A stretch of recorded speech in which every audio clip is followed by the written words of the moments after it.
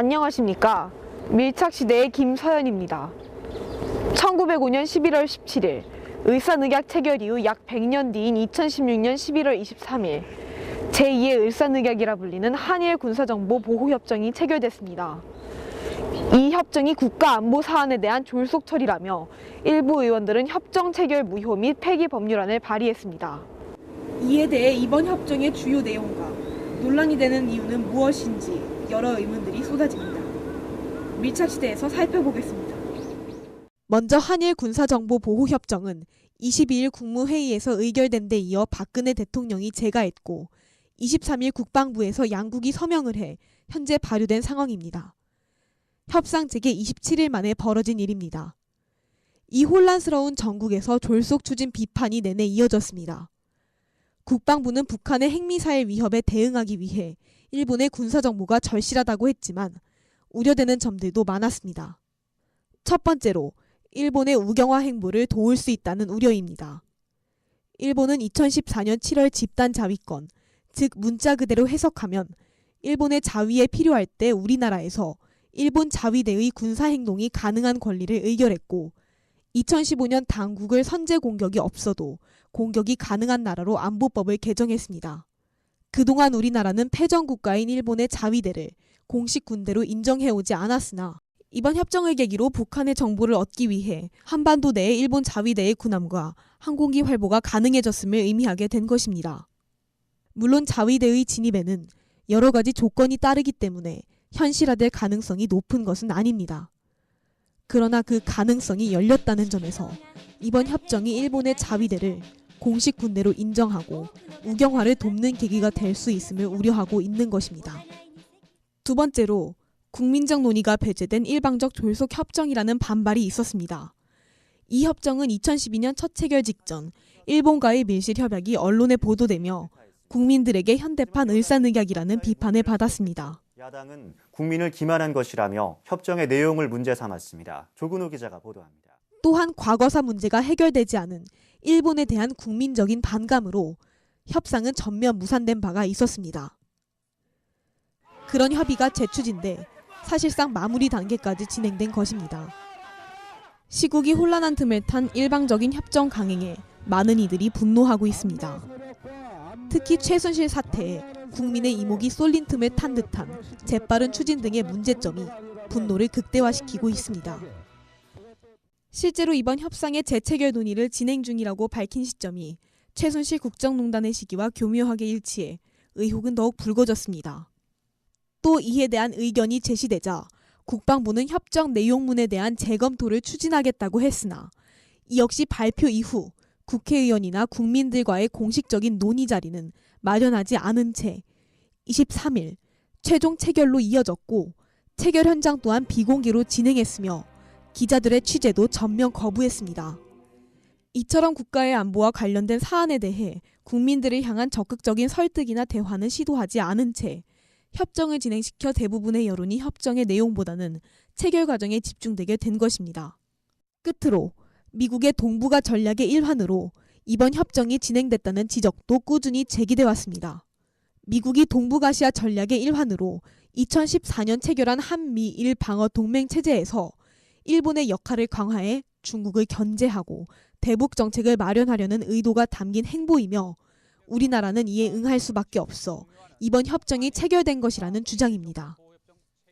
설사 우리나라가 미국의 대외 전략을 거스를 수 있는 여지가 적다고 하더라도 현재 정부의 정당성이 문제시되고 있는 시점에서 이런 중요한 외교 현안을 서둘러 처리한 점에 대한 국민들의 불만이 세계 정세의 움직임으로 협정을 연관짓는 해석으로 이어진 것입니다. 이처럼 이번 협정과 관련된 여러 논란으로 인해 체결 전 야당은 이런 행보가 헌법 제60조 1항에 명시된 국회의 역할에서 국가의 중대한 주권에 관한 사항, 중요한 안전 보장에 관한 사항이라면서 반드시 국회의 비준 동의를 받아야 한다는 주장을 제기했습니다.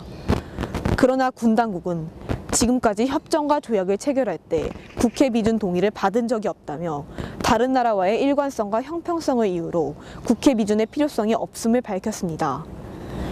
이는 그동안 정부가 이번 협정에 대한 여건이 조성된 후 체결을 진행하겠다는 입장을 견지해왔던 것과는 다른 행보였습니다.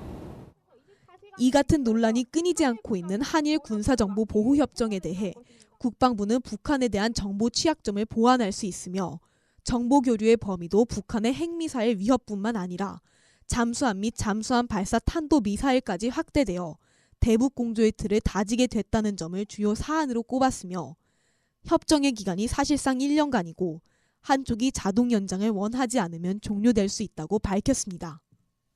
그러나 이 모든 쟁점과 논란에 대해 국민들은 여전히 우려를 표하고 있었습니다. 트럼프 당선 이후에 우리 한반도에 겪게 될 군사 위기를 어떻게 해결해 나갈까에 대해서 가정에서 나온 정도만 알고 있습니다. 2차 비밀까지 공유 가능하다 이렇게 한 걸로 알고 있습니다. 군사협정은 충분히 이루어질 수 있다고 생각이 들긴 했는데 지금 이 시기에서 꼭 할 필요가 있는가 하는 생각이 많이 들었고요. 지금 행정부 자체가 마비가 된 상태인데 이걸 빨리 해결하고 해도 충분히 늦지 않았다고 생각이 들었습니다. 대안이라고 하기에는 정확하게 저도 모르겠고 아무래도 정부가 국민과 얼마나 소통을 하느냐가 중요한가고 생각됩니다. 자세하게 협정의 내용에 대해서는 제가 구체적으로까지 모르는데 대충 이제 어떠한 맥락에서 체결이 논의가 됐고 그 정도 수준에서 알고 있으니까 신문이나 뉴스에서 다루는 수준? 어쨌거나 지금 나라가 굉장히 지금 혼란스러운 가운데 사실 이게 굉장히 중요한 문제일 수 있잖아요. 어떤 외교적인 측면이나 군사적인 측면이나 여러 가지로 굉장히 중요한 문제인데 어떤 국민적인 합의가 형성되지 않은 상황에서 그렇게 정부 주도하에 일방적으로 논의되고 가서명되고 또 일련의 과정에는 문제가 있다. 일단은 정부 차원에서 국민들의 동의나 합의를 구하려는 노력이 선행돼야 되는 건 당연한 거고 국민들도 이제 이번 사태를 계기로 해서 국가적인 차원의 어떤 외교적인 움직임이나 이런 거에 좀 더 관심을 갖고 알아가려고 하는 노력도 필요할 것 같고, 그러니까 정부 측의 노력이랑 국민 차원의 노력이 다 필요하다고 생각을 합니다, 개인적으로. 조금 그런 거를 학교 언론사나 아니면 그냥 다른 언론사 아니면 지방 언론사에서도 학생들한테 좀 이런 거 알려주고 학생들이 이런 걸 좀 알고 좀 관심을 가졌으면 좋겠다라는 거를 좀 설명을 해주면 학생들도 관심을 갖고 하지 않을까요? 굳이 학생들한테 하기를 바라는 것보다 그런 생각을 갖고 있는 사람들끼리 학생들한테 관심을 갖게 하자라는 생각을 갖고 움직인다면. 인터뷰에 의하면 대부분의 국민은 최순실 사태의 이목이 쏠린 틈을 타 재빠르게 추진된 협정과 이를 국민에게 알리지 않은 국가를 향한 비판을 보냈으며 국민의 여론 형성이 편파되지 않을 수 있도록 언론의 보도 역할에 대한 당부를 밝히기도 했습니다. 이 같은 협정에 대해 야당은 국민적 논의가 배제된 일방적 졸속 협정이라며 일제히 반발했습니다.